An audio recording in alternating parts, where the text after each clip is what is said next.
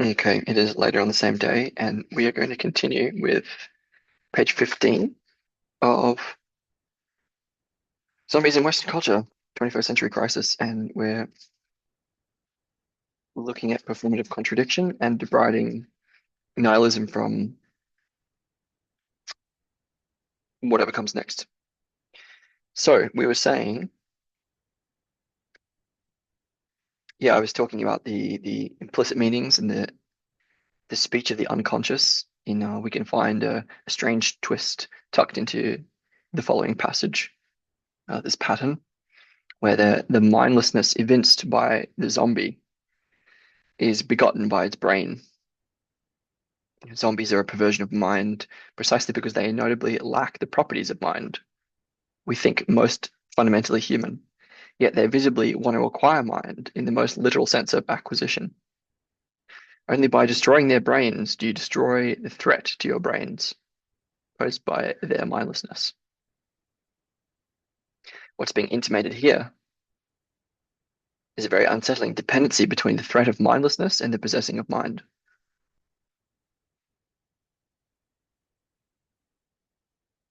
Okay, it's going to be difficult, and I'm going to have to find my feet as we go through this because I'm not really sure how to talk about this or to do it in a way which is sensitive to everything that's concerned, um,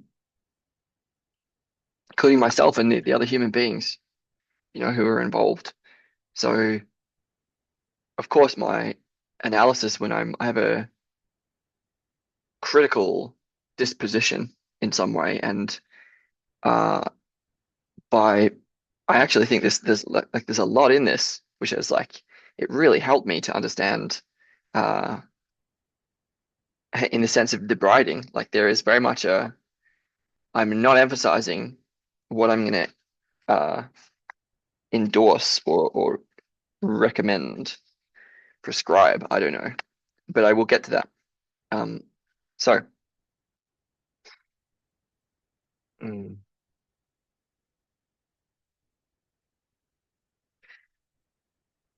yeah, there's a way that's like to the degree that propositional tyranny is a symptom of n the meaning crisis, a symptom of nihilism. It's present in in us deriving that from the myth of zombies. Um,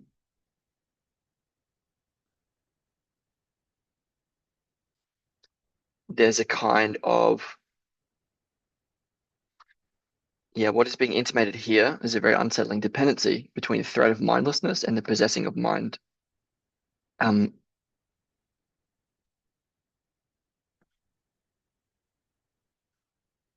yeah, to the degree that we can detect, um, I think like what I'm saying is that there is the circularity or self-referentiality that I named is actually not truthfully present in zombies themselves. So it's difficult to articulate. I'm not sure how. So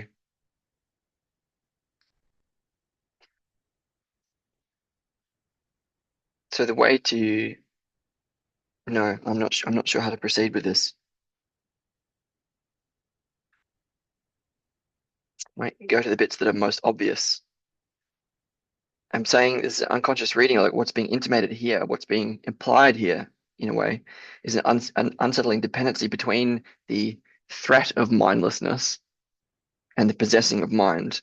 I think what this is getting at is like this is like there's a propositional facility which is which involves mindlessness. So there can be something symptomatic about the meaning crisis, which is a possessing of mind, actually. Um, there can be a kind of co-occurrence or a dependency between um, the possessing of that facility with propositions, let's say, and the threat of mindlessness, or I'm going to say meaninglessness. Um, yeah, so the brain is a symbol for intelligibility. The devouring of the brain indicates the devouring of that intelligibility and all it affords.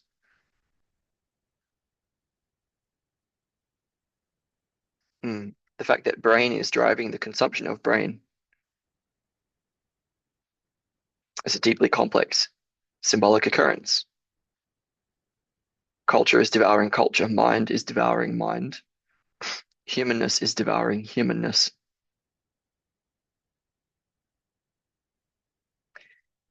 This evinces a deep presence of mindlessness within mind.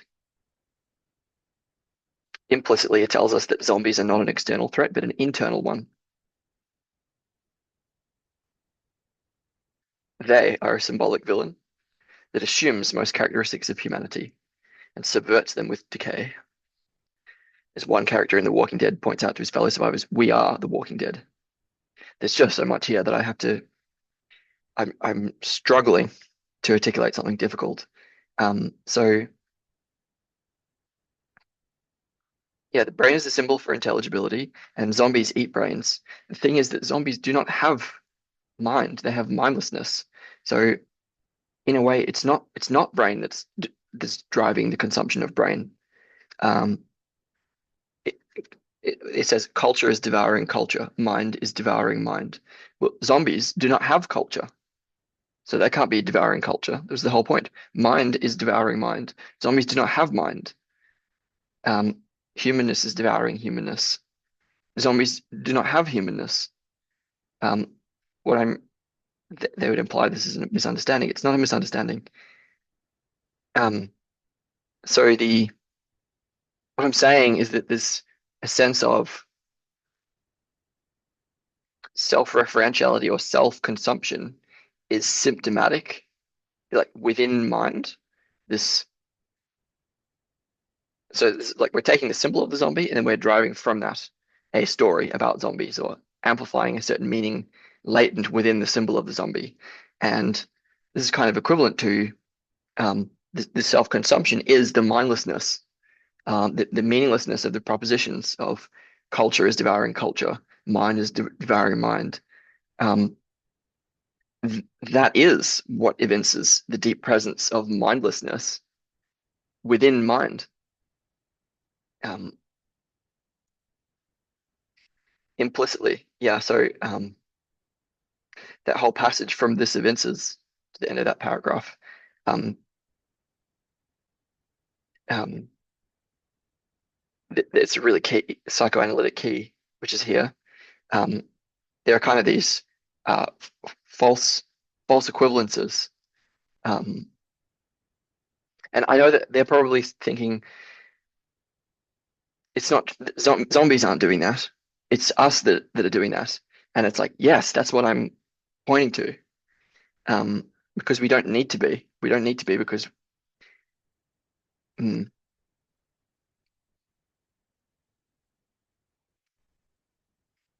yeah, our capacity to the intelligibility of zombies, like the intelligibility of zombies, as mindless zombies, uh, from the perspective of mind, allows us to differentiate ourselves from them in a way which is helpful, affording.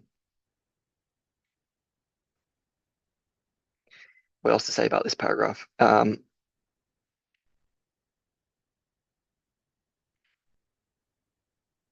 I've said these false equivalences are the subversion. What do I mean by that? Is there a sense of subversion in this paragraph?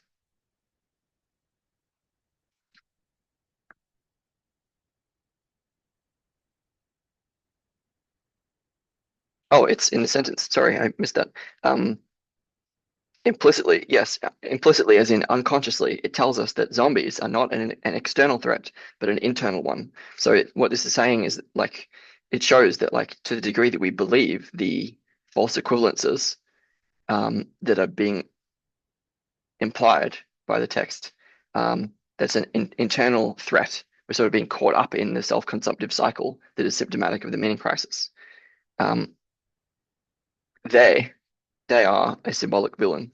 So remember I was talking about the zombie as the third person presence of the authors, or that can be accessed by the authors, let's say, that the authors participate in, because I'm not trying to blame or accuse. Um, They, the zombie, they are a symbolic villain that assumes most characteristics of humanity and subverts them with decay. The key point here, so it's going to feel like a personal attack, but it's like what I'm saying is that it's distinctly not a personal attack. So we're going to be going toward the personal, um, which is something like more second person, something like that. And the what I'm attacking, I'm not attacking. Maybe I am attacking.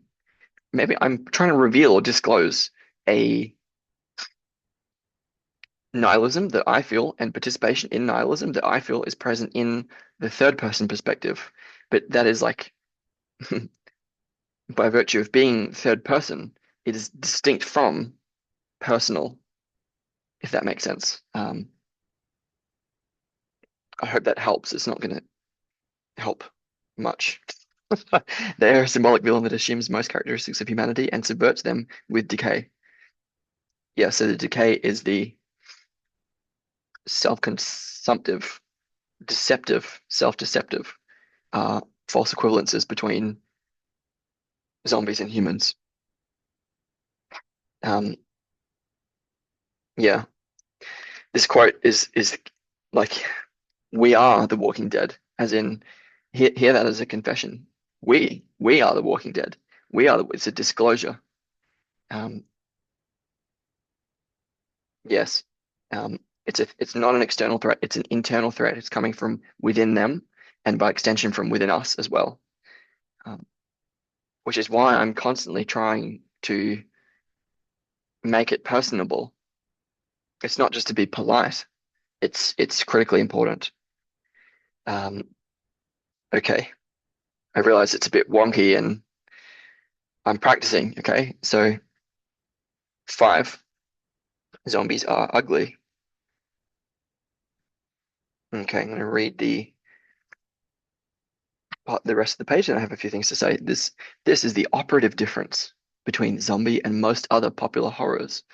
Vampires are flushed with sex appeal. Frankenstein's monster is endearing, and in its exotic way, even the werewolf is a beauteous animal. But zombies are ugly by definition. Dead, rotting, stinking, without vitals, lacking the spirit. Without vitals, lacking the spirit that makes one human being attractive to another. Lacking the spirit that makes one human being attractive to another. A zombie is not guilty of concealment or duplicity.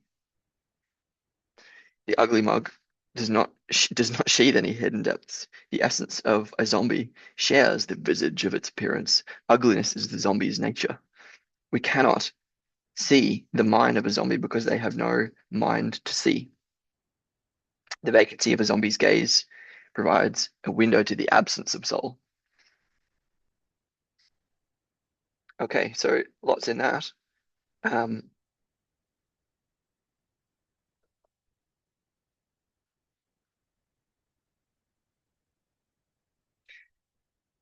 I think unconsciously underneath zombies are ugly is I am ugly, which is something that everyone feels because we're all held to beauty standards.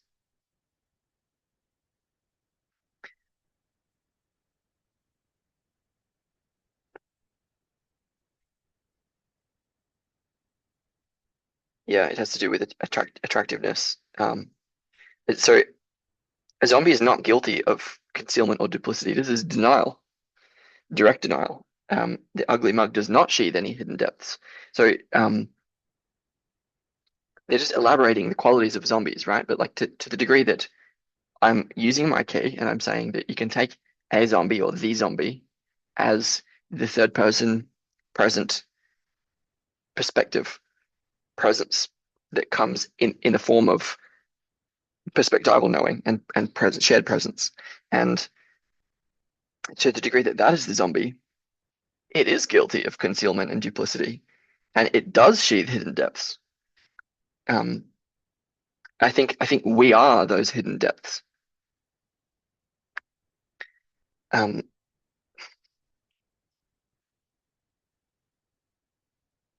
the essence of a zombie shares the visage of its appearance. Um, it's only at the surface. It's only on the surface. There are no depths. But that's the thing. There are depths. We are the depths. Ugliness is the zombie's nature. This is a confession. We cannot see the mind of a zombie because they have no mind to see. We cannot see the mind of a zombie because they have no mind to see.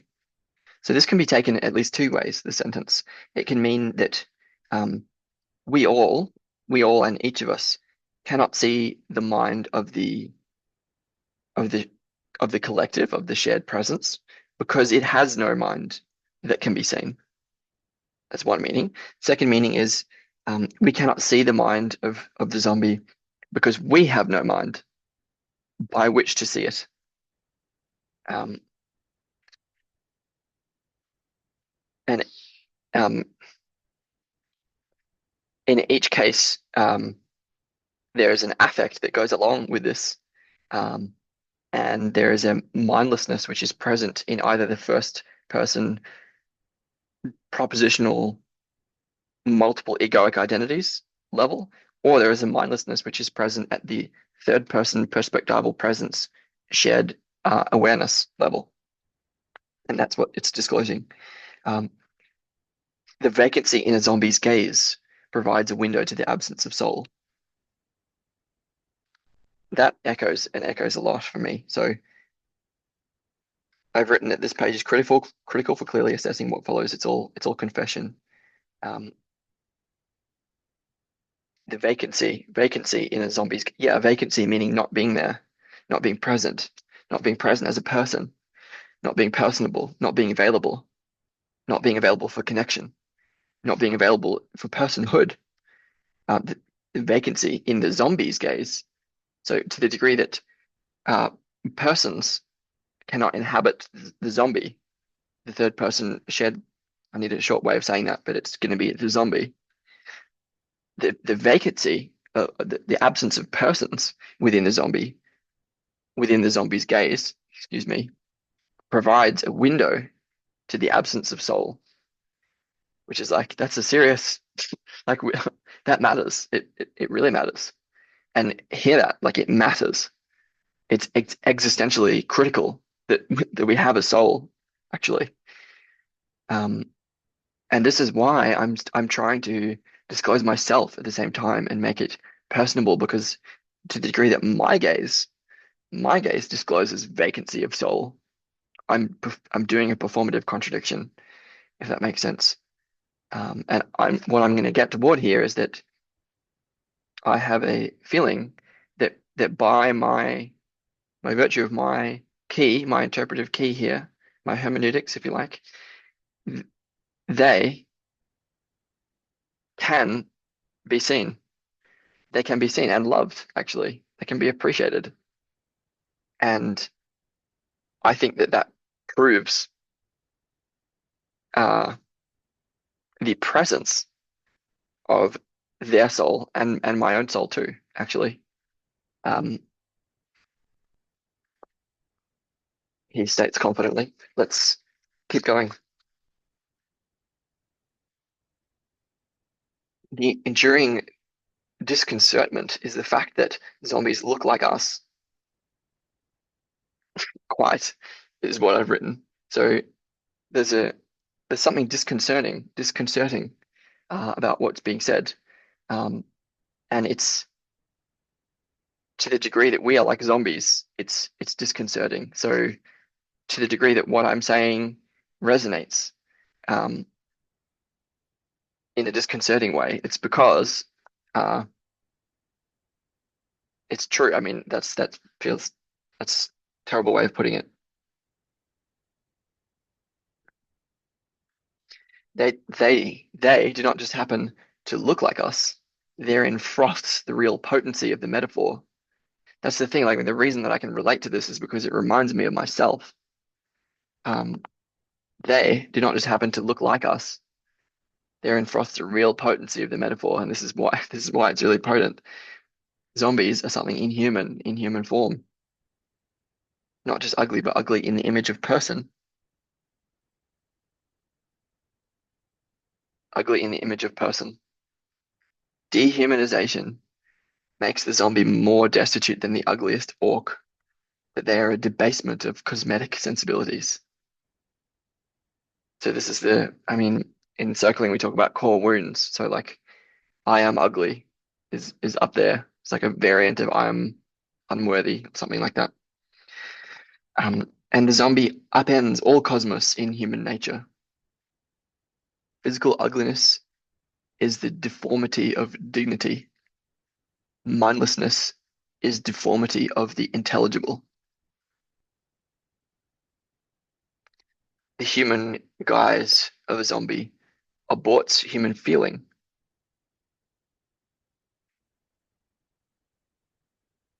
It reviles contact. It brings us to a dead end. Yeah, so this reveals that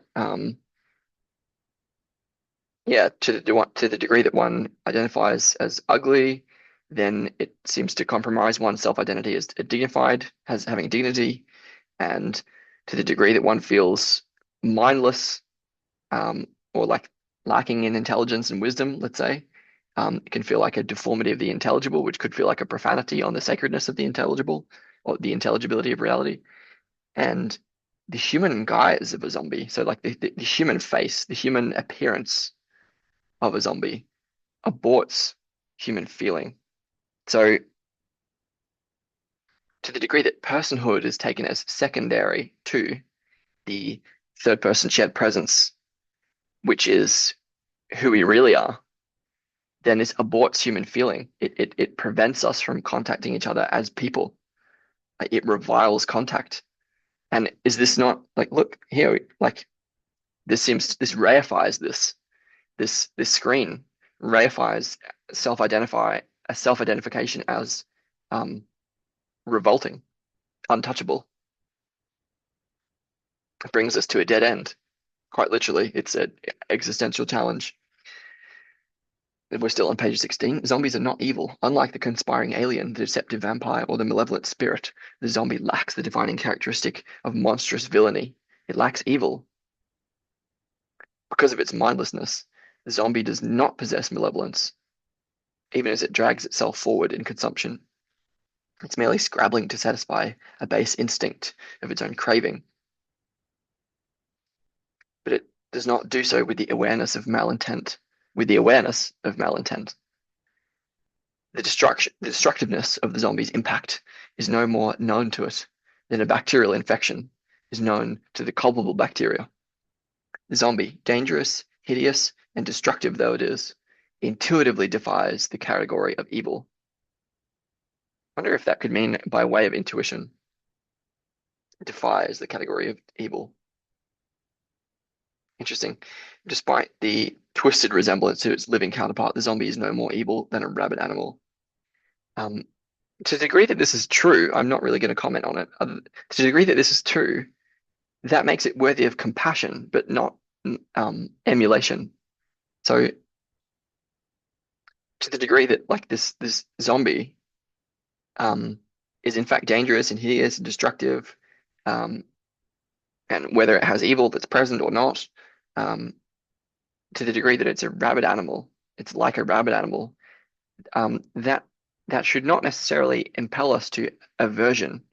It to a degree it does, in the same way that you don't go try to save a drowning person by clinging onto them. You throw them a life raft, right? So that's why I said, and therefore worthy of compassion, but not emulation. Um, zombies are heedless. Zombies are fierce and threatening, but not self-preserving. They give no thought to defending themselves against harm. In this sense, they lack the defining feature of a living organism. They bear no fundamental relationship to their survival. In pursuit of consumption, they will destroy themselves. In pursuit of consumption, they will destroy themselves.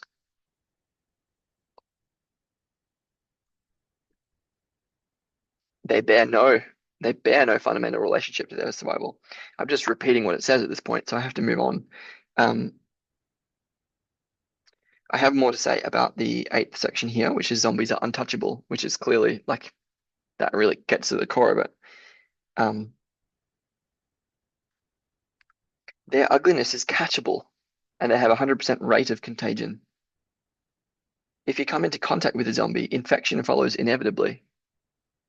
We don't want to be ugly, mindless, homeless, or incommunicable. So when confronted with a zombie, we take care to keep our distance. But the deprivation of closeness is severely consequential. If we are to suppose that a monster really has been created in our image, then it poses several complications to our yen for touch. This is extremely rich. Um,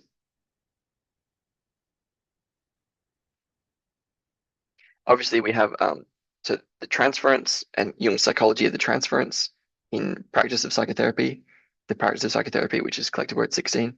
And so if you come into there's a way that if you contact them directly, if you touch the zombie, if we're included in the shared third person present awareness in which we participate at a perspectival level, then infection follows inevitably.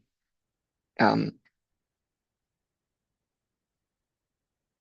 I want to point out a difference between not wanting to touch them versus not being able to touch them.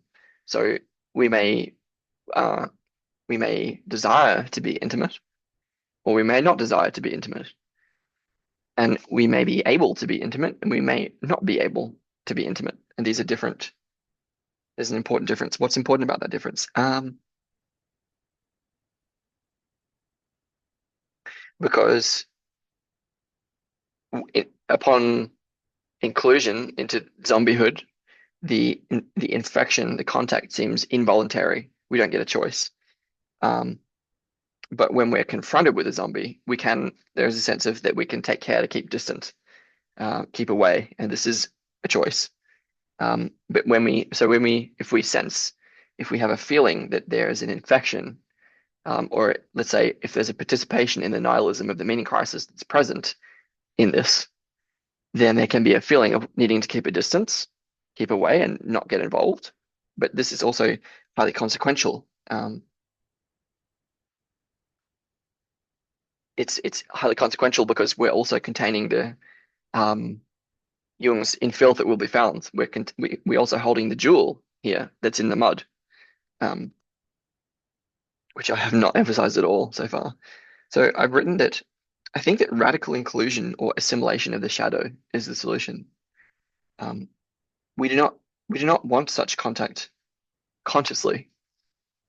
We do not want such contact with a contagion. We don't want that consciously. This is why I mentioned Jung. So, but if, as per the transference, unconsciously, we do have that contact and we do participate in that contact and we do want that contact. I guess that's Freudian, but that's okay. So I would say that the trick here would be to offer a home, offer a new home within a greater sense of self. Um, and so to bring one back into the fold in a certain way. Um, and I've like if to the degree that hanging out in shared third person presence of perspectival awareness still makes us subject to um, the meaning crisis and nihilism, where else can we hang out? And that's what we're going to be exploring as well. Nietzsche, one must be as a sea to receive a polluted stream without becoming impure.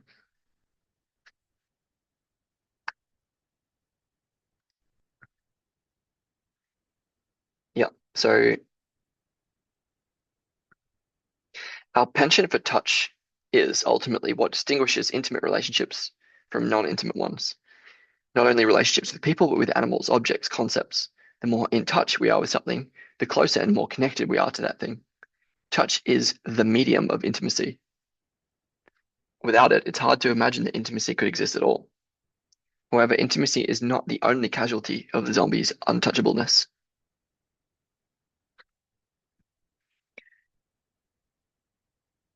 I'm what I've written here is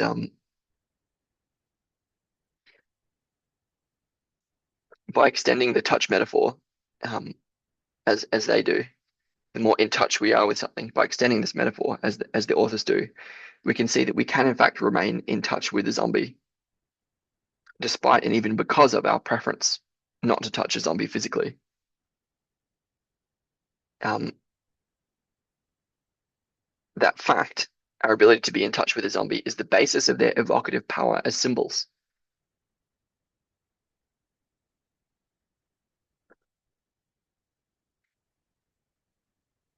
So we can, yeah, we can remain in touch. We can remain in touch by extending the metaphor, so we can be in touch in ways that are not physical. So we can. There are ways of being connected here that don't succumb to nihilism. I'm suggesting, and the metaphor of touch helps us to understand this and approach it. Um, in terms of literally the zombie, the fact of our ability to keep in touch with them without being physically in contact with them is the basis of their evocative power as symbols. Yeah, um,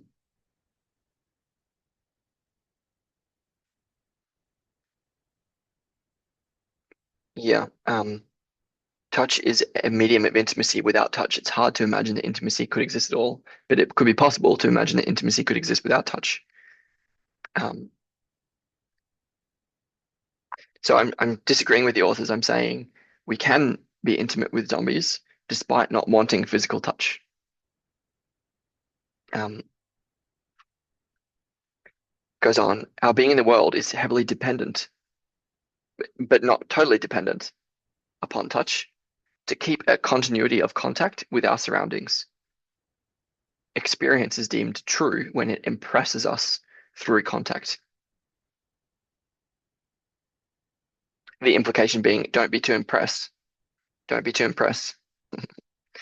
Experience is deemed true. It's not true because it's impressive through contact. Um, we come to believe something as a result of having touched it, literally or otherwise. We come to be affected by it once it has touched us in return. And of course, we don't consider our relationships to be loving relationships till we feel comfortable with touching one another. Um,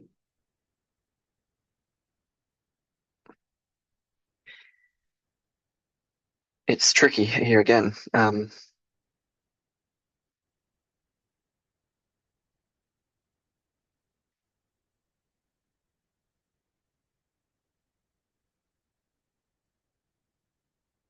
Yeah, so I mean, to a degree, it's all confession again. Like our being in the world, as in their being in the world, is heavily dependent on touch to keep a continuity of contact with our surroundings. Experience is deemed true when it impresses us through contact.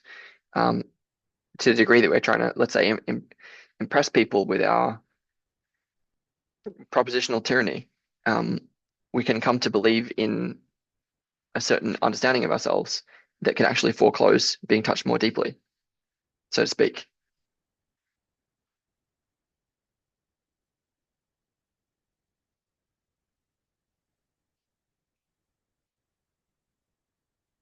Yeah, it also, we don't consider our relationships to be loving relationships until we feel comfortable with touching one another. Um, Fair enough. I guess it seems to imply that loving relationship requires comfortable touch, which might not be true. Like,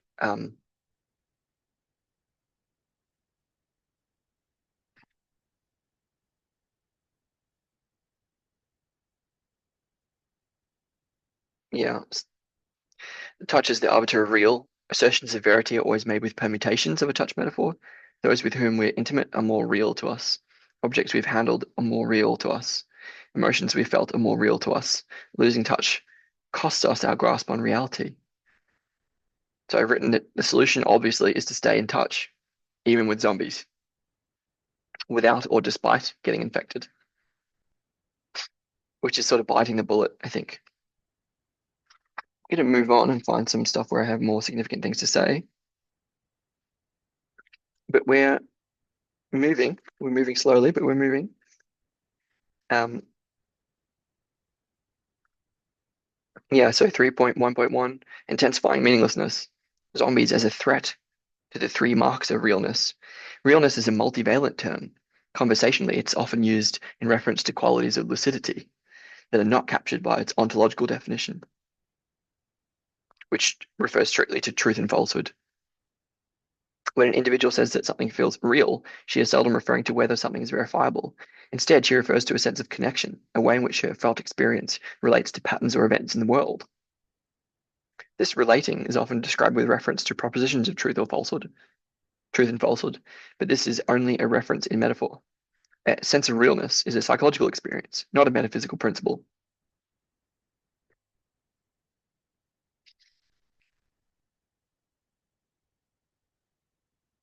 So I've written,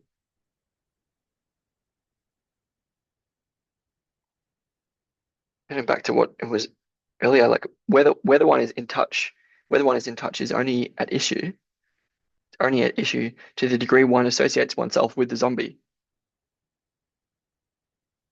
which they do, um, the authors. But I think we all do. But me too.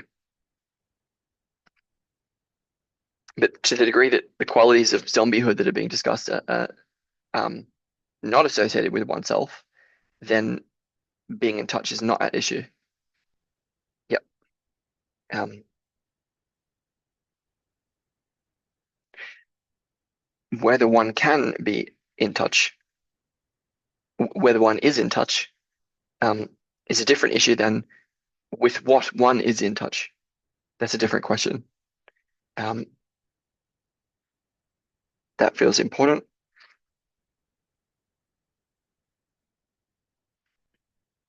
Mm-mm. Is a key break here. So it goes on below. Our sense of touch is an apt analog for this psychological experience of realness, and the symbol of the zombie has appropriated it. The contact implied by touch represents a quality of relation that's integral to feelings of connection and meaning.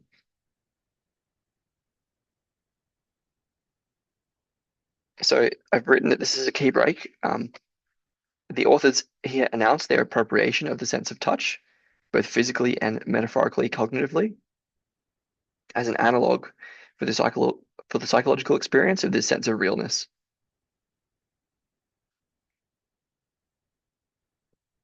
This appropriation is mediated by the zombie.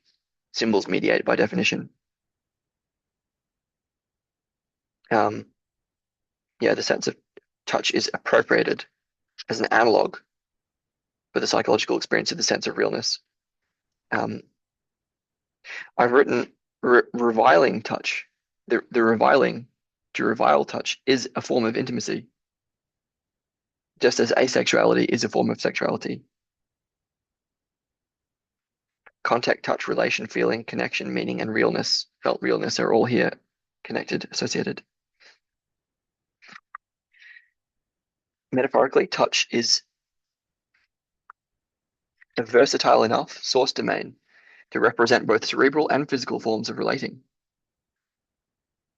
The zombie co-opts this versatility. The felt sense of realness is not a single impression, but a series of marks that relate to the intelligible, the interactional, the interior, and the insight affording connections that orient our actions in the world. The nature of the zombie undermines each of these marks. It poses a paradox that undercuts intelligibility. It has an intercategorical nature that confuses our interaction. It vacuums our interior presence of mind, and it bankrupts us of a promised capacity to use insight to transcend the boundaries of outmoded perspectives. We'll discuss the first three marks in this section and the fourth in section 3.1.4. So I've said, this is elaborating from earlier when I was working it out. The authors have an unconscious association between self and zombie. This is derived from self-worth related beliefs, like I am untouchable, or I am ugly, and I am not worthy of love. Um, yeah, deleting notification. Yeah, so to the degree that there's an unconscious transference, or we can all sort of thing is that we're meeting in this place that contains, the worst of us. Um, to the degree that we're able to meet in the third person shared space, well, our shadows are showing up. Um, so one must at least explain the fascination by the authors with zombies in the first place, and by all of us, which I guess is what they're doing. But anyway, moving on. The zombie, yeah, so there's a touch is a versatile metaphor, and the zombie is co-opting that um, cerebrally and physically. So it's infecting, um,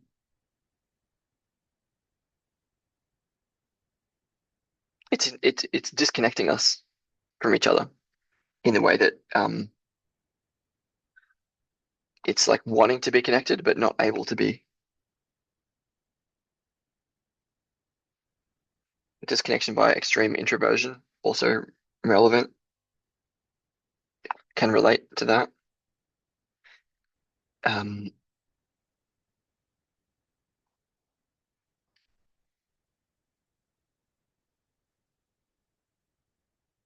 yeah, so I've written, having reinforced this sense of disconnection via the zombie symbol,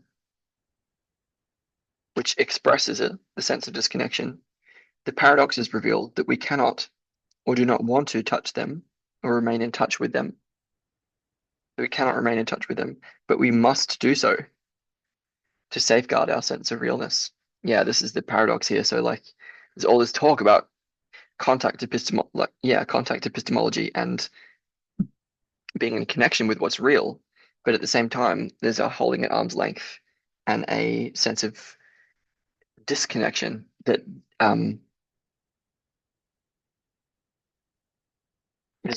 so I'm saying that the zombie symbol expresses and reinforces the sense of disconnection, which reveals a paradox because we cannot or don't want to be in touch, but we also it's claimed that we must do so because the to preserve our sense of what's real. Um,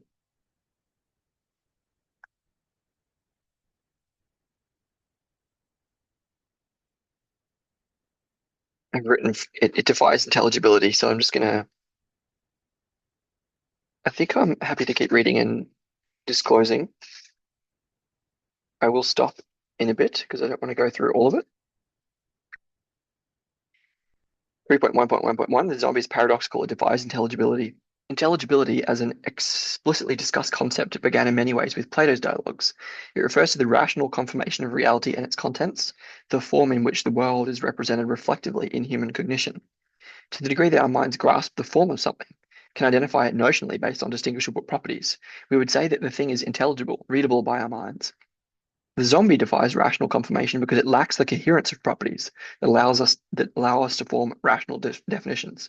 The nature of the zombie is beset by a paradox. It's human and non-human, living and not living, cultural and non-cultural, natural and supernatural, suspended between fundamental binaries that most definitions presuppose. Living, zombie, not living. The zombie not only eludes a definition of its own, it also disrupts the definitional integrity maintained by the binaries it is suspended between. If the zombie is both alive and not alive, what now does it mean to be alive? And if it's both human and not human, what does it mean to be human?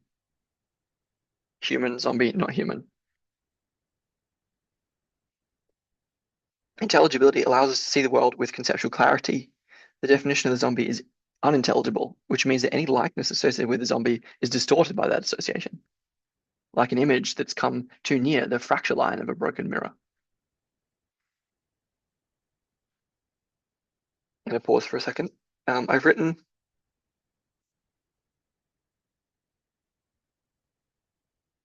I've said that the unconscious trick is that this paradox, the paradox of the zombie, applies to us and them, to authors and readers, both as the zombie, just as much as it applies to us and them in terms of humans and zombies.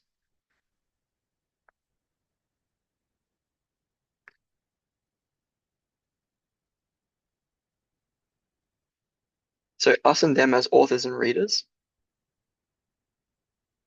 each of which have qualities of zombiehood, and us and them as humans and zombies, both of which have qualities of zombiehood.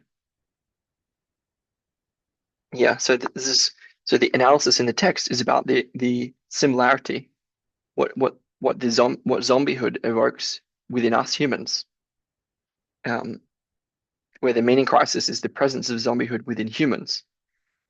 Um, but it can also mean, yeah, between the authors and the readers. Um, that maybe isn't as revealing as it seems to be. Oh, I've written, this might be a lot. Hence, the trap that it seems, trap is that it seems we as readers must remain cognitively in touch with the authors to safeguard our sense of realness, or so it's implied. I've written, this implication also plays on or derives from self-worth related beliefs. I am stupid or I am unworthy, and deep fears. Crucially, it's also false. We can remain in touch, metaphorically, with both authors, or all authors, even in their quality of zombiehood. We can remain in touch with ourselves, even in our own quality of zombiehood. And we can remain in touch with zombies, qua zombies.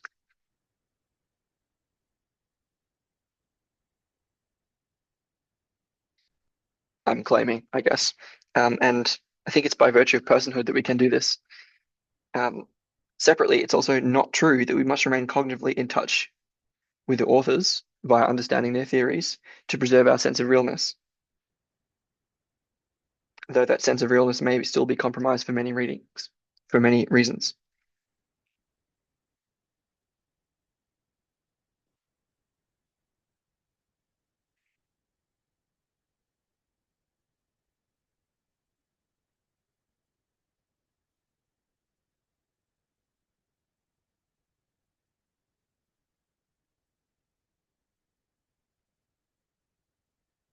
Yeah, so they've continued like one of the key questions. This raises the question, what's the difference between the human and the zombie? Where this can be read, what's the difference between the individual reader and the collective authors, the third person shared presence, which is a good question.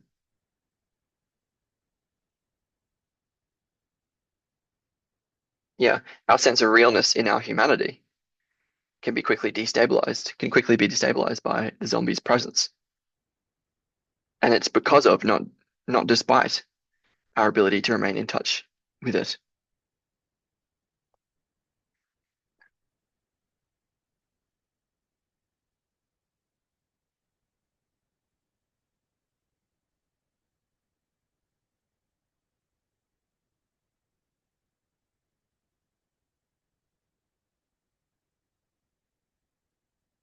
Mm. On page 19, we cannot be sure that such a thing exists or does not exist. Moreover, if it does exist, we cannot be sure it is not simply ourselves, a distorted reflection in the pond on the other side of the non-human spectrum.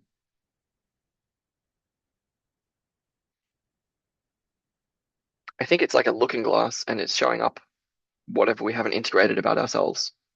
I think it's very revealing of us if we can connect with these qualities.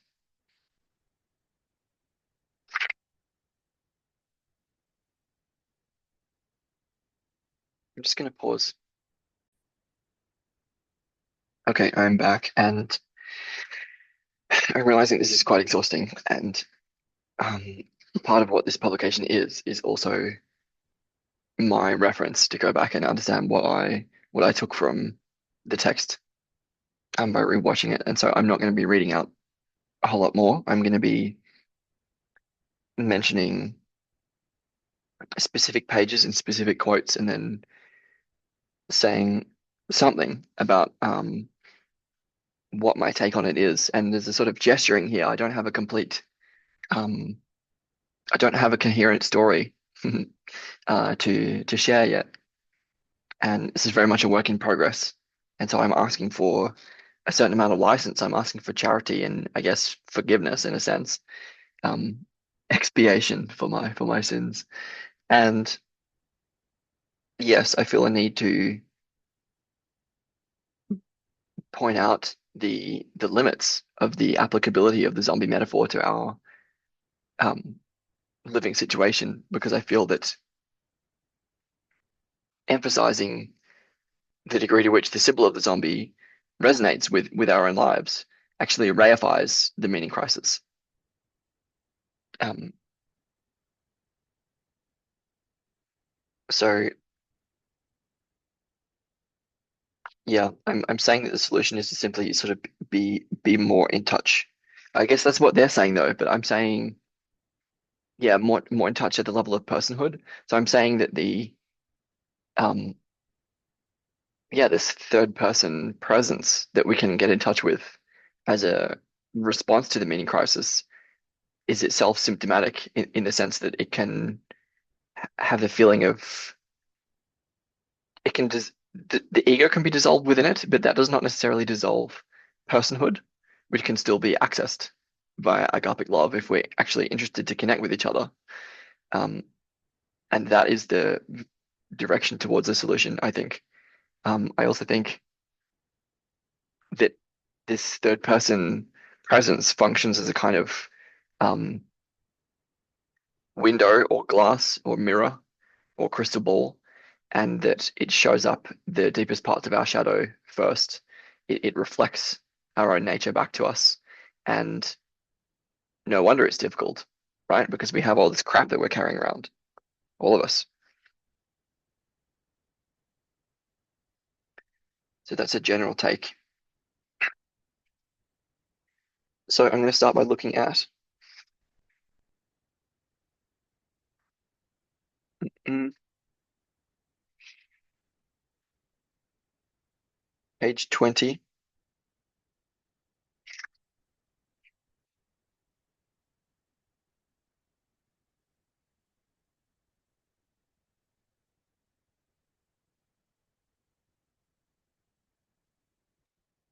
Yeah, at the top of page 20, the kind of contact provided by interaction is not an intellectual kind, but the kind that relates to action. The sense of realness is an embodied sense, not simply a cerebral one. Um, and I guess like to the degree that we've been like listening along and following the arguments and like going through all of the content, the obvious question is, great, I get it, but like, what do I do now? And there's an sort of empty space there that's sort of like everyone has to work that out for themselves, right? And this sort of um, yeah, propositional tyranny and more intellectual content does not get us out of the meaning crisis because it doesn't give us the kind of contact with reality that relates to action, doesn't give us power, doesn't in the world, doesn't tell us how to move forwards. Um,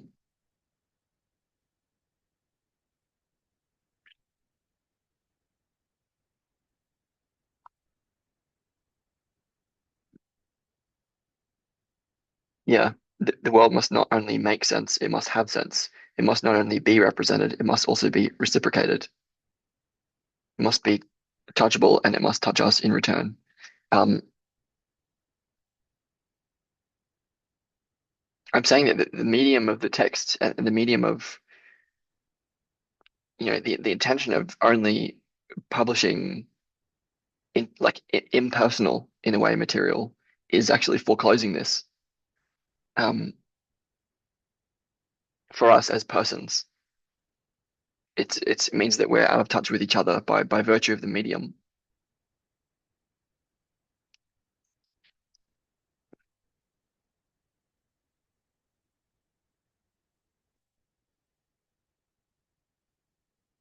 Yep, still on page 20. The zombie represents a crisis of intimacy. We treat everyone like a stranger in this world because it's the only way to avoid infection.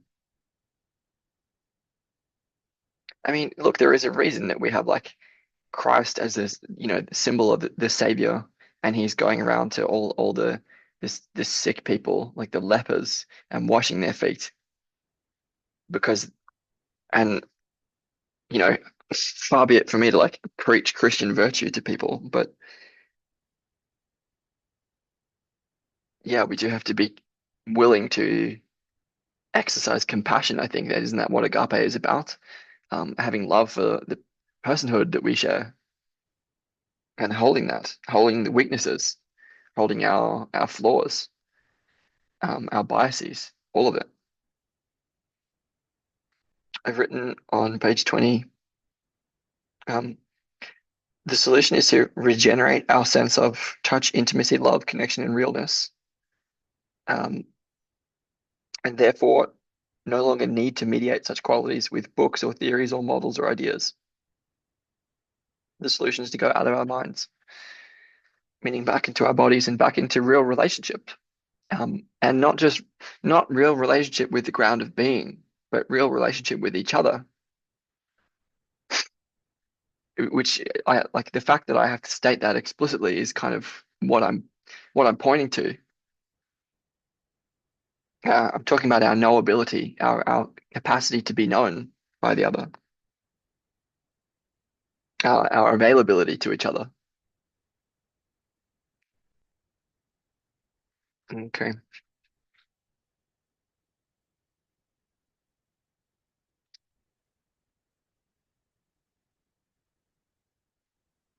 moving on a little bit to page 24.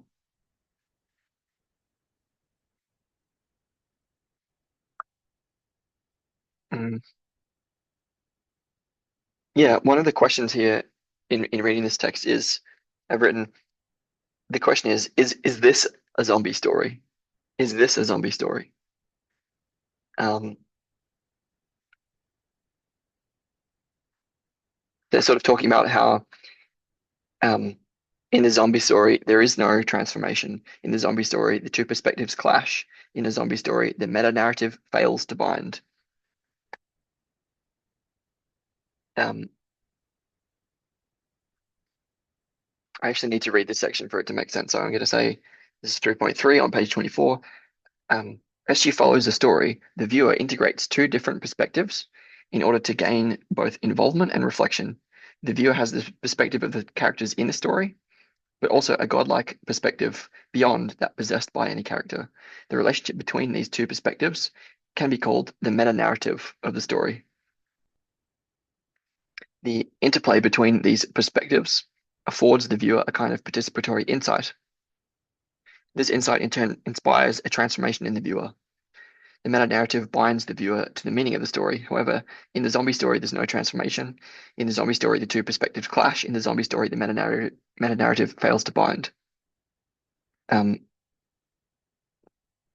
what I'm saying about that, I think that these two different perspectives are um, one is so imagine that there's like I make a heaven and earth dichotomy. So it's like imagine that in the world of abstract ideas, we have the multiplicity of different egos who have um, propositional tyranny and lots of truth that they can state, um, but they're subject to nihilism because of the meaninglessness of their truths, let's say.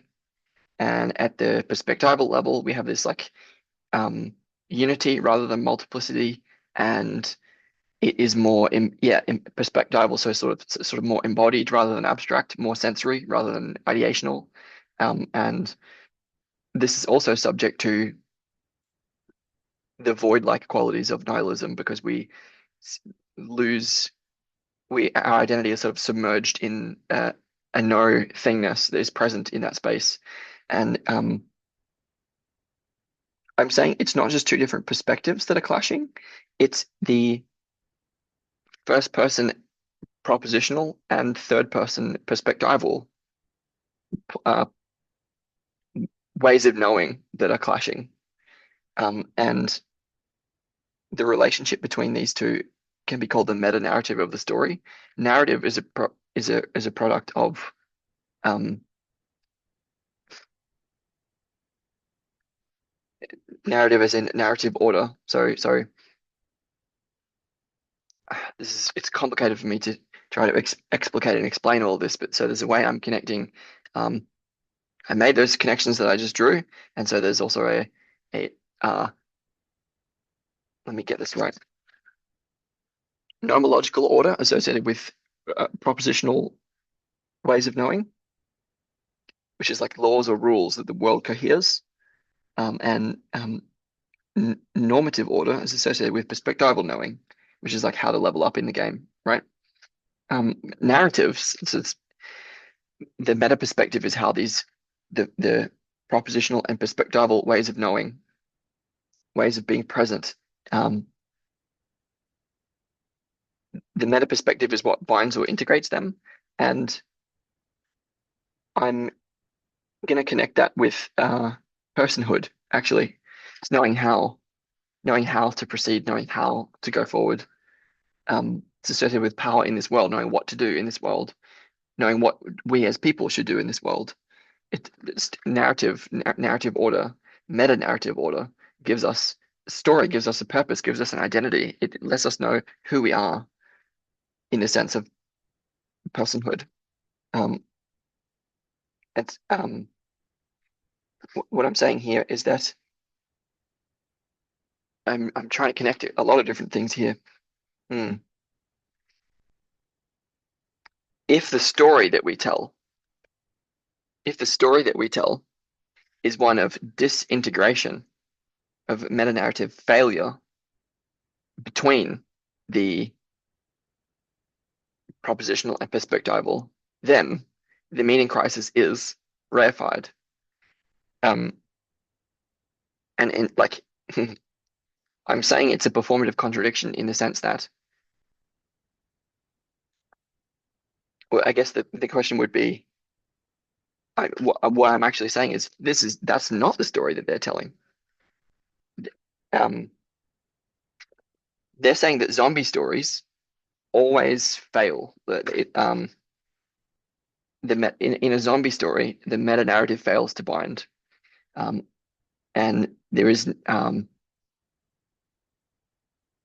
saying that this is not a zombie story. So I'm saying that the meta narrative can bind from this point of view. So I'm saying that the authors of this story, they point to a risk, and in pointing to that risk, the risk of loss of contact with personhood, I think they attempt to scare off the reader um, through the medium by making themselves untouchable, making themselves inaccessible at the level of personhood. Um, and doing this would realize the risk of non-contact. Actually, doing so would realize that risk, because it would mean that despite understanding this, and despite understanding at a propositional level, and despite participating in a shared we space of non-ego at a third-person perspectival level, despite being able to do that, we would still suffer from being out of touch and isolated. Um, and I've written that the solution, the correct response would be to accept the lesser risk of contagion. So contagion, I'm saying, is a lesser risk than being out of touch or isolated, and to quote hold them close. So take the void within ourselves. So take on the third person perspective, but still uh, retain our facility with being persons. Um, so um, so quote, and as a collective to fully honor, witness, receive, and celebrate each individual, which is like, by the way, Western culture redux. That's the divinity of the individual is like I mean, this is what Peterson was talking about for years. And he wasn't like this. The whole Jung and the Western canon is about the center of divine worth within each individual person. That's that's what agape is about. Um, that was the unique contribution of Christianity. I mean, I'm trying to work toward a post-Christian solution as well, but this isn't the video for that. So, um, I've written the fire, burning, burning, bright and hot, burns away all impurity from within. And it's from within us. It's from within us being ourselves as we are. Um,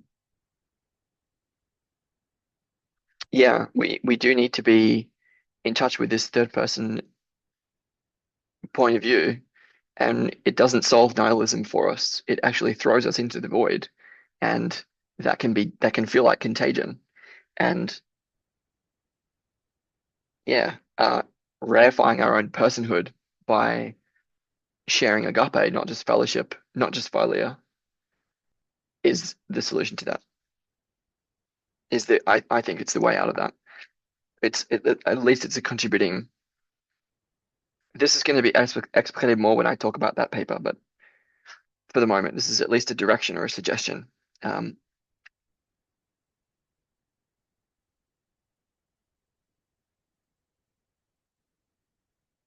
Yeah, on page 25, stories of the zombie always begin close in and zoom out gradually, which is kind of what the story is doing in the sense of, remember it said we are the Walking Dead. It started in a quite intimate way, and then it's zooming out. Uh,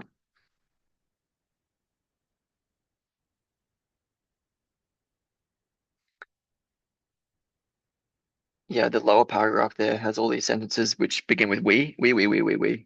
We watch all this happen as knowing spectators. We know the walkers are zombies, blah blah. And so this we can be taken to mean the authors, we the authors. It can be taken to mean we the readers, we both the authors and readers. It can also be taken to mean we the total human collective. Maybe that all seems obvious.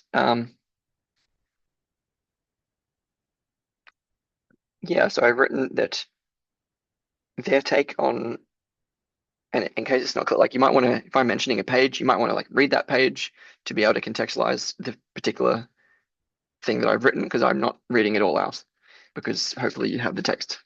Because it takes too much of my energy to read it out. Um, so I've written that their take on the zombie myth is a fictionalization of the risks of submergence by and in the collective unconscious amidst an involuntarily catalyzed collective awakening process.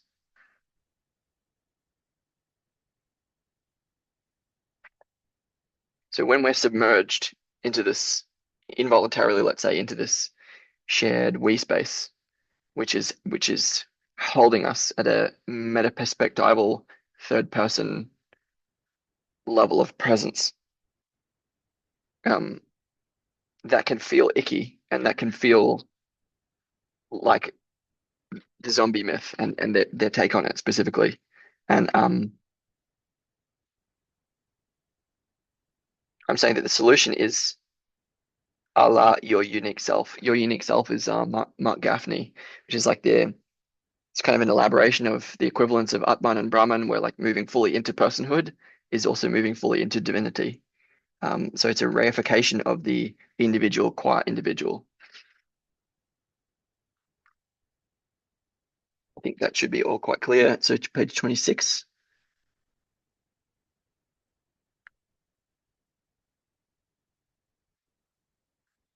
just pausing for editing. Yep, so I got a little bit more familiar with this. So on page 26, um, at the bottom, we're sort of talking about how, um, yeah, this quote, the zombie is an aesthetic for the deepest despair because it chokes on a meaningful story. It pushes us into the position of a meta narrative and then withholds the meta narrative from us. So the question, is it not enough for us to be the meta narrative?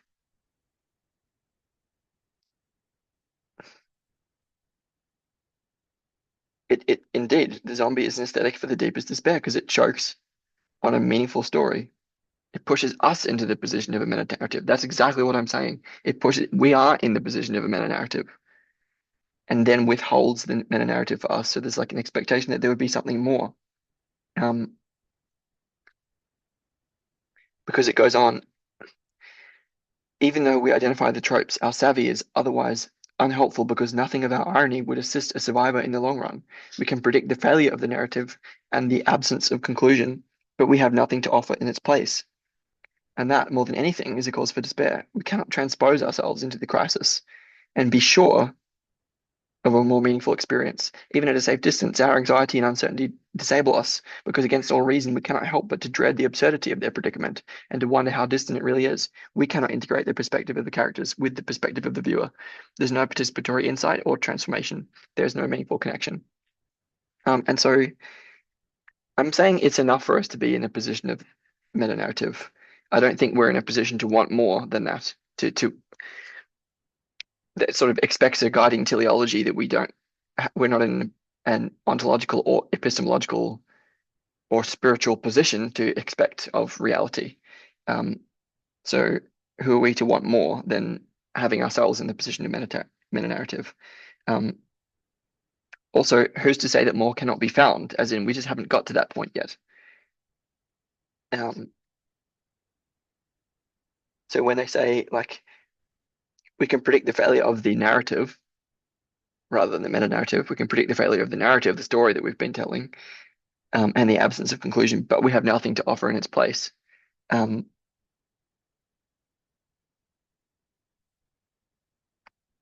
we are what is offered in that place.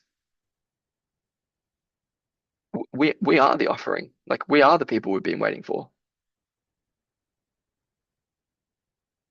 It's kind of there's a hubris which is on the part of the sort of nascent collectivity, which is like, why does it this third person presence? What I don't know how to talk about this, but like, why does it need to offer something to fill the space? Doesn't that come from having a guiding meta story beyond who we already are, um, beyond this, whatever stories we choose to tell about what's going on? Then you could say which stories are the ones that we ought to tell and the ones that help us to thrive and survive. Because that's what I've written. The goal is to survive, to pass the torch, no more and no less.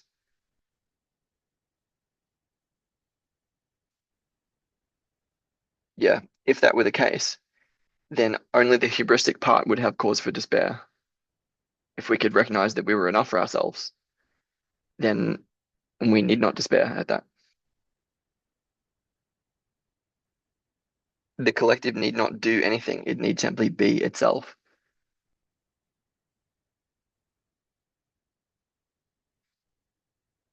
Yeah, and they're saying we cannot integrate the perspective of the characters with the perspective of the viewer.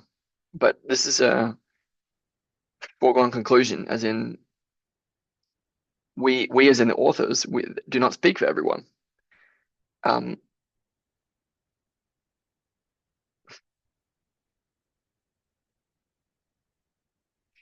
we cannot integrate the perspective of the characters. There is no participatory insight or transformation. There is no meaningful connection. That's a false certainty, as in, um, there may be meaningful, like what they mean is there's no meaningful connection here, but it sort of it forecloses the possibility of same. Um,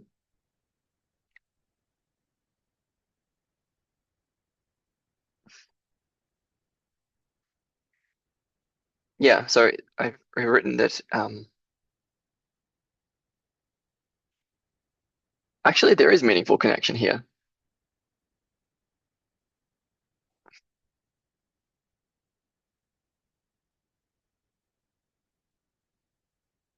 The question problem is how to integrate or weave the different identities, including personal, social, narrative, cultural, religious, moral, occupational, sexual, political, digital, temporal, etc. How to weave the different identities and perspectives along challenging dimensions, such as individual and collective, earthly and spiritual, earthly, heavenly, let's say, material, spiritual, conscious and unconscious. How can access to the eye in the sky, if you like, how can it render meaning? And I probably not at that level. It's it's not necessarily from the level of shared participation in a third person shared presence or perspective, multi-perspectival view. That doesn't necessarily render meaning. Um, and yes, it's a good question. How can meaning be rendered? But just because the authors expressing the myth of the zombie can't conduct that integration doesn't mean it can't be done. Um, it can be done, and I'd say John's own work and his recommendations are and prescriptions are testament to that possibility.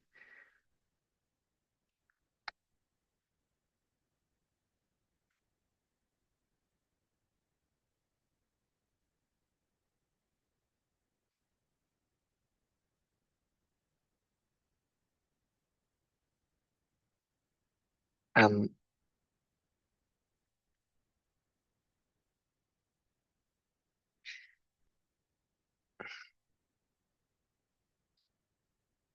yeah, so just to say that on the following page, page 28, um,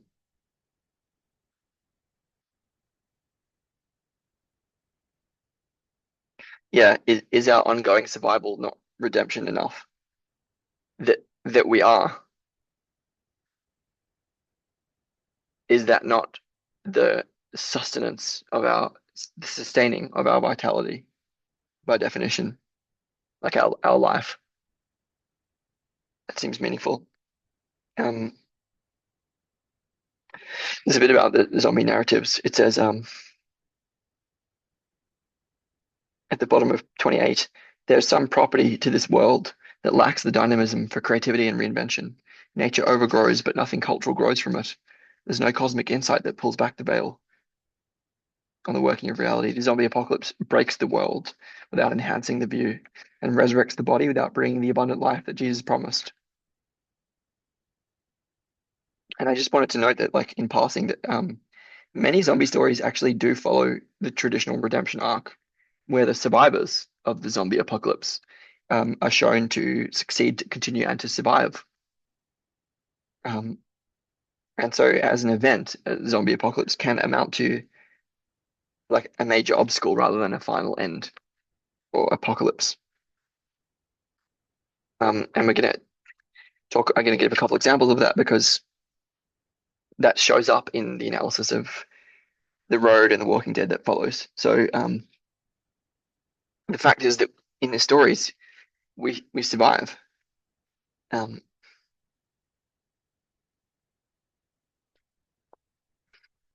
yeah, so the top of page 30. The first true secular apocalypse instead emerges halfway through the 20th century from deep within the wariness of the Cold War.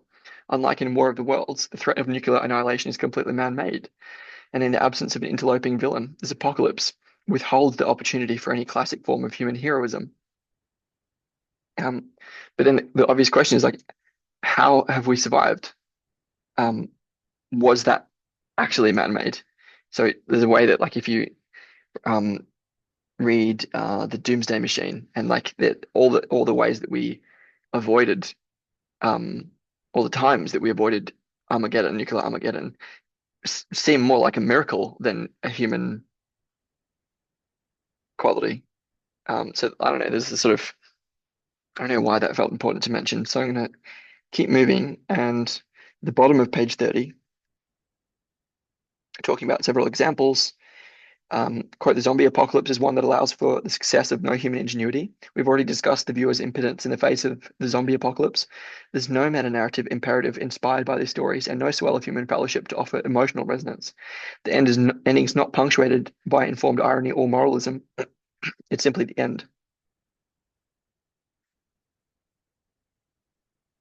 Yeah, I think I might be misunderstanding something. So, like the obvious imperative of the zombie apocalypse narrative is, what would you do in a zombie apocalypse?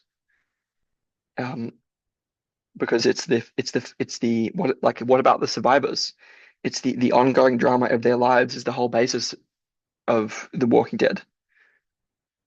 So it kind of defaults back to McCarthy's The Road and not to mention Paul Tillich as well, where like these stories get told for a reason. They express meaning. Even among this like survivors of even the Mad Max future, like even that is meaningful, just, but it is. Um, the fact that there may be no obvious meaning doesn't mean that there cannot be one. It would also mean that it would mean that we have to create a new one, a new story, and stop sulking that our culture can't give us the answer because it gives us pretty crappy answers. So of course we're going to need new stories, which are, obviously they're the same old stories in new clothing, but they're kind of the source of meaning anyway,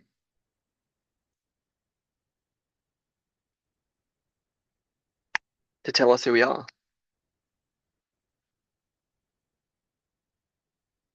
Yeah, and that example is actually given on page 32. The, McCarthy's The Road and Mad Max um, both take place in an post-apocalyptic future, although neither of these films include the resurrection of corpses. Both give us a glimpse of a non-literal human zombification. In The Road, um, blah blah blah. I've said um, this is to miss the whole point of both films, where sort of degeneration is an impermanent obstacle, kind of like the Dark Ages. Um, the whole point of the road is that it's like it's really meaningful that that guy is able to lead his kid through this like wasteland. It's like tragic, but it's not tragic. It's actually technically a comedy, which is really um I can't decide if it's absurd or ironic or what, but it's the road is meaningful. That's why people like it. Um, just checking to see if there's anything else. Um, yeah, again, what I shared at the beginning, like this just augments. It's intended to augment the argument which is offered here, not to resist it in any way. Um, we're out of touch largely by virtue of the medium and by the unhelpful intervention of our of nihilism in our personae, in our resistance to genuine intimacy. Um, yeah, only in the context of a truer, more vulnerable, and more human picture can the significance of the argument be properly situated, and the authors be truly known, fully known.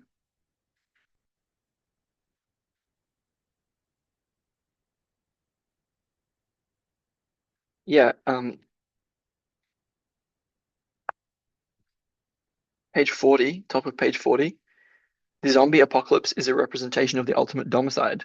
The zombie is homeless, and the exhaustion of the apocalypse renders the world unhomeable. No, it doesn't. It doesn't render the world unhomeable. It just means that we have to create the homes. Like we have to, like, I don't know, I think this is a latent capacity which is inherent within us, and it's kind of like oh, we can't do it, which kind of reifies that we can't. Like, as in, that's not a very hopeful story. Or, sorry, as in, saying that the apocalypse necessarily renders the world unhomeable is a is not a very makeshift home.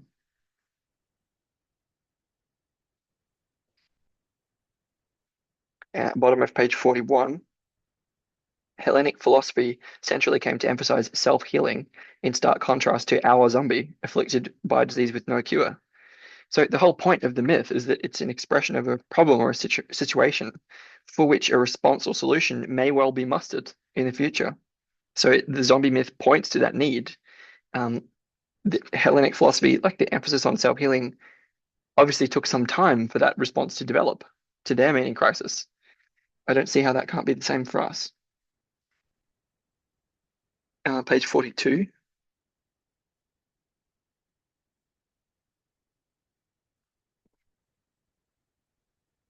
I'm just pausing. Yeah, so just a couple of other very brief points on page 59 under pestilence. We have it says culture also informs us in relation to how we should orient ourselves to others, and critically, zombies lack any meaningful relationship to one another.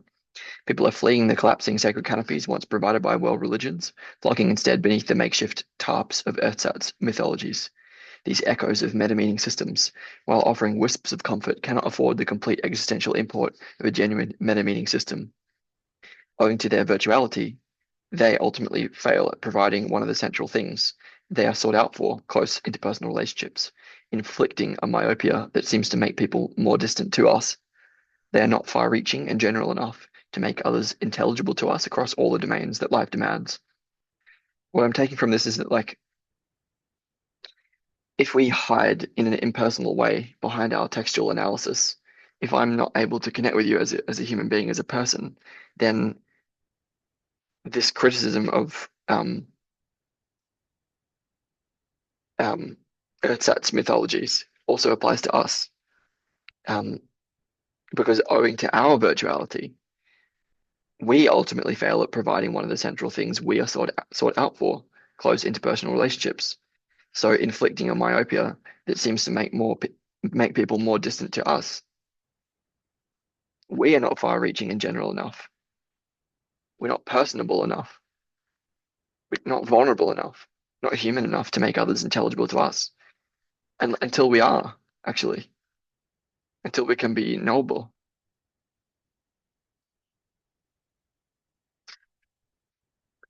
And then just I'm almost finished. And so briefly jumping to page 67 at the bottom. This lingering question now casts doubt over the trustworthiness of all but the most verifiable assertions, whether they're made by individuals, groups, or entire states. The degree to which the contents of published works, the utterances of politicians, the press releases of institutions, and the opinions of individuals are rhetorically attractive is not, of course, the degree to which they're true. Yet we feel with increasing dismay that the attractiveness of our expressions is favored over the soundness of their claims. I just wanted to say that, like, um, yeah, the authors undermine their own ability to connect and to remain in touch via the veracity and persuasiveness of their argument. So to the degree that we prioritize and emphasize truth at a propositional level, we actually cut ourselves off from each other as people. And meeting in a shared we space that is a crucially important part of um, remembering who we are. It doesn't fix like we still it doesn't fix that. Like we need we need to recognize that we are the meta narrative that we've been waiting for. Um, yeah, we are who we are, and I think we have to. I mean, this is the relevance of the practices like circling that it's about genuine connection with each other. Um, and yes, the basis of that in trust has to be worked out, but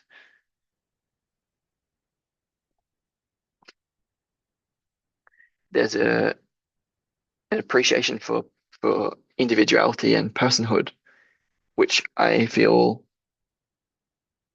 can serve to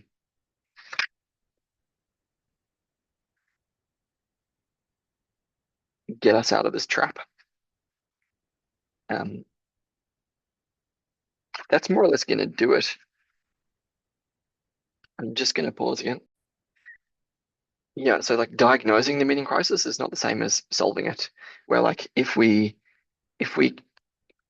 speak in stories, we tell stories all the time. So whatever we say is going to be a story. It's kind of what I'm suggesting. And so if we tell the story, which is like, hey, we're stuck in the meaning crisis, look how terrible it is, then everyone feels that we're stuck in it. And um, if the solution to it is connection to reconnection to the real, but we then if we're the ones that articulate the problem and we don't also articulate the solution, well then people aren't gonna get in touch. They're not gonna be in touch. Um, I think the fact of the meaning crisis implies that we have to make ourselves available to each other because even if we retroactively engineer a Platonic academy that allows us to restore via amnesis our access to third person shared perspectival presence um, in the void that allows our egos to be dropped. That doesn't solve the meaning crisis yet, um, because it doesn't reify individuality enough sufficiently. It leaves us out of touch with each other as persons. Yeah, the solution is to accept the risk of contagion and to hold them close, and as a collective, to fully honor, witness, receive, and celebrate each individual.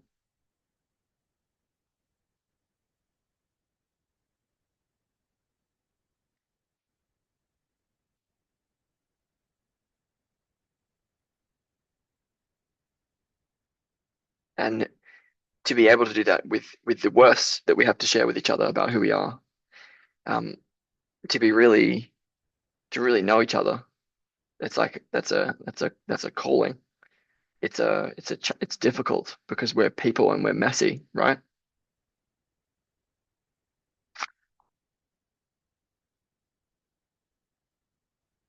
But yeah, if we if we believe in the core wound, like I'm untouchable, I'm ugly, I am a zombie, I'm not worthy of love, if we believe in that at the individual or at the collective level, that's going to show up.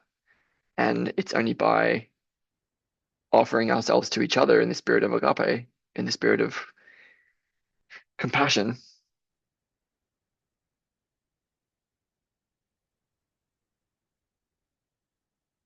that we can hold that as an essential component of our personhood. And I do mean that quite literally in the sense that the I am beliefs, which are often like this ego identity, self-determination, is really connected with the shadow as well. It's often, um, and it's like our sense of like our deepest core wounds are often the core to our individuality.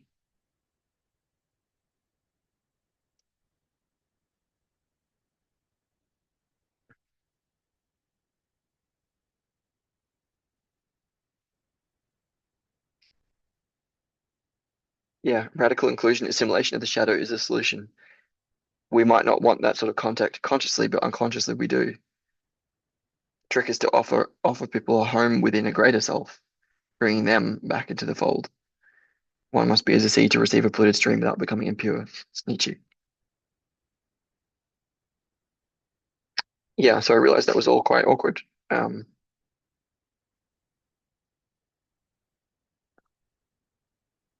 but I think it's certainly revealing of me at the moment, and I think the authors can be seen that we can connect with them in this, and it's proof that the mini crisis isn't inevitable. It's solvable if we can commit to like being in touch with each other, essentially.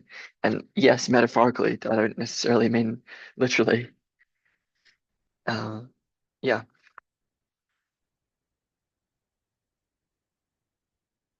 thanks for sticking with this if you got this far. I will this is really just reference for me to look back and remember what was significant about this text, and it's mostly going to follow through as a component of a response to the essay, the 2024 essay, which I'm still working on.